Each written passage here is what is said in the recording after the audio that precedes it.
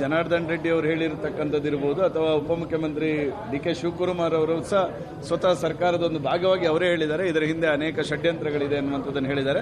ಖಂಡಿತ ಉಪಮುಖ್ಯಮಂತ್ರಿಗಳಿಗೂ ಇದರ ಗಮನಕ್ಕೆ ಇರೋದ್ರಿಂದ ವರದಿ ಬರಬೇಕಾದ್ರೆ ಇದರ ಎಲ್ಲವೂ ಸಹ ಬೆಳಕಿಗೆ ಬರ್ತದೆ ಅನ್ನುವಂಥದ್ದು ನನ್ನ ಭಾವನೆ. ನಾನು ಈ ರೀತಿಯ ಯಾವುದೇ ಮಾಹಿತಿಗಳನ್ನು ಊಹಾಪೋಹಗಳನ್ನು ನಾನು ಹೇಳಲಿಕ್ಕೆ ತಯಾರಿಲ್ಲ. ಏನು ಸರ್ಕಾರದ ಉಪಮುಖ್ಯಮಂತ್ರಿಗಳು ಹೇಳಿರ್ತಕ್ಕಂಥದ್ದು ವರದಿಯಲ್ಲಿ ಇದನ್ನು ಸಮಗ್ರವಾಗಿ ತನಿಖೆ ಇದರೆಲ್ಲರ ತನಿಖೆ ಮಾಡಿ ರಾಜ್ಯದ ಮುಂದಿಡತಕ್ಕಂಥ ಕೆಲಸವನ್ನು ಉಪಮುಖ್ಯಮಂತ್ರಿಗಳು ಮಾಡ್ತಾರೆ ಅನ್ನುವಂಥ ಭಾವನೆ ಇದೆ.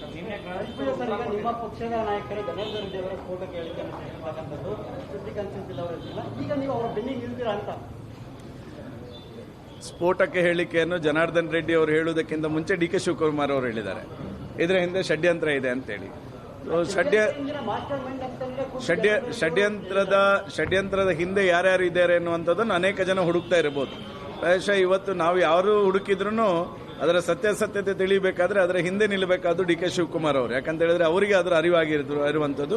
ಅದರಿಂದಾಗಿ ಡಿ.ಕೆ. ಶಿವಕುಮಾರ್ ಹತ್ರ ನಾನು ವಿನಂತಿ ಮಾಡ್ತೇನೆ, ಈ ವರದಿಯನ್ನು ಸಮಾಜದ ಮುಂದಿಡಬೇಕಾದ್ರೆ ಷಡ್ಯಂತ್ರ ಮಾಡಿದವರು ಯಾರು ಎನ್ನುವಂಥದ್ದನ್ನು ಸಹ ಸಮಾಜದ ಮುಂದಿಡಬೇಕು ಎನ್ನುವಂಥ ವಿನಂತಿಯನ್ನು ಡಿ.ಕೆ. ಶಿವಕುಮಾರ್ ಅವರಿಗೆ ಮಾಡ್ತೇನೆ.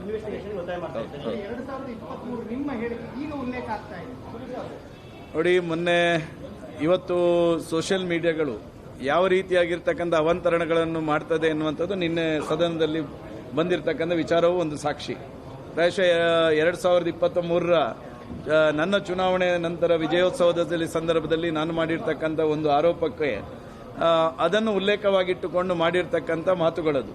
ಪ್ರಾಯಶಃ ಅದನ್ನು ಕಟ್ ಆ್ಯಂಡ್ ಪೇಸ್ಟ್ ಆಗಿ ಬಂದು ಡಿ.ಕೆ. ಶಿವಕುಮಾರ್ ಅವರು ಅದಕ್ಕೆ ಮೊದಲು ರಿಯಾಕ್ಷನ್ ಕೊಟ್ಟರು. ಈ ರೀತಿ ಹೇಳಿಕೆಗಳನ್ನು ಹೋರಾಟಗಾರರು ಕೊಟ್ಟಿದ್ದಾರೆ ಎನ್ನುವಂಥದ್ದನ್ನು. ಅದರ ನಂತರ ಅದನ್ನು ವಿಪಕ್ಷ ನಾಯಕರಾಗಿರ್ತಕ್ಕಂಥ ಅಶೋಕ್ ಅವರು ಸಹ ಅದನ್ನು ತಗೊಂಡ್ರು. ಅದರ ಬಗ್ಗೆ ಚರ್ಚೆಗಳು ಆಯಿತು. ಮಧ್ಯಾಹ್ನ ನಾನು ಸದನದಲ್ಲೂ ಅದನ್ನು ಕ್ಲಾರಿಫಿಕೇಶನ್ ಕೊಟ್ಟಿದ್ದೇನೆ. ಈ ಕಟ್ ಆ್ಯಂಡ್ ಪೇಸ್ಟ್ ಹಾವಳಿಗಳು ಮತ್ತು ಸಾಮಾಜಿಕ ಜಾಲತಾಣದಲ್ಲಿ ಯಾವುದನ್ನು ಬೇಕಾದರೂ ಬರೀಬಹುದು ಎನ್ನುವಂಥದ್ದನ್ನು ನಿಲ್ಲಿಸತಕ್ಕಂಥ ನಿಟ್ಟಿನಲ್ಲಿ ಕಾನೂನು ಕ್ರಮಗಳನ್ನು ಕೈಗೊಳ್ಳಬೇಕೆನ್ನುವಂಥದ್ದನ್ನು ಹೇಳಿದ್ದೇನೆ. ಈ ಧರ್ಮಸ್ಥಳ ಪ್ರಕರಣಕ್ಕೂ ಸಂಬಂಧಪಟ್ಟಂತೆ ನಾನು ಮಾಧ್ಯಮಗಳನ್ನು ಪ್ರಶಂಸೆಯನ್ನು ನಾನು ಸದನದಲ್ಲಿ ಮಾಡಿದ್ದೇನೆ. ಮಾಧ್ಯಮ ಇರ್ಬೋದು, ದೃಶ್ಯ ಮಾಧ್ಯಮ ಇರ್ಬೋದು, ಪ್ರಿಂಟ್ ಮೀಡಿಯಾ ಇರ್ಬೋದು, ಎಲ್ಲೂ ಸಮಾಜವನ್ನು ಮಿಸ್ಲೀಡ್ ಆಗ್ತಕ್ಕಂಥ ವ್ಯವಸ್ಥೆಗಳಾಗಲಿಲ್ಲ. ಆದರೆ ಯೂಟ್ಯೂಬ್ ಚಾನೆಲ್ಗಳು ಮತ್ತು ಸೋಷಿಯಲ್ ಮೀಡಿಯಾಗಳು ವರದಿಗಳನ್ನು ಪ್ರಕಟ ಮಾಡತಕ್ಕಂಥ ಸಂದರ್ಭಗಳಲ್ಲಿ ಸರ್ಕಾರ ಇದಕ್ಕೆ ಕಾನೂನು ಚೌಕಟ್ಟಿನ ಒಳಗಡೆ ಇದನ್ನು ತರಬೇಕಾದಂಥ ಅವಶ್ಯಕತೆ ಇದೆ.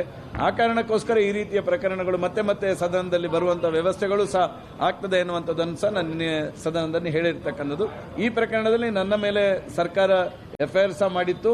ಆಮೇಲೆ ಅದಕ್ಕೆ ನ್ಯಾಯಾಲಯ ಅದಕ್ಕೆ ಜಾಮೀನನ್ನು ಕೊಡುವಂಥ ಪ್ರಕ್ರಿಯೆಯನ್ನು ಸಹ ನ್ಯಾಯಾಲಯ ಮಾಡಿದೆ.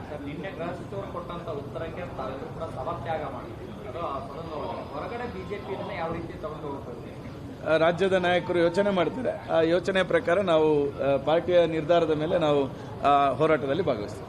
ಧನ್ಯವಾದ.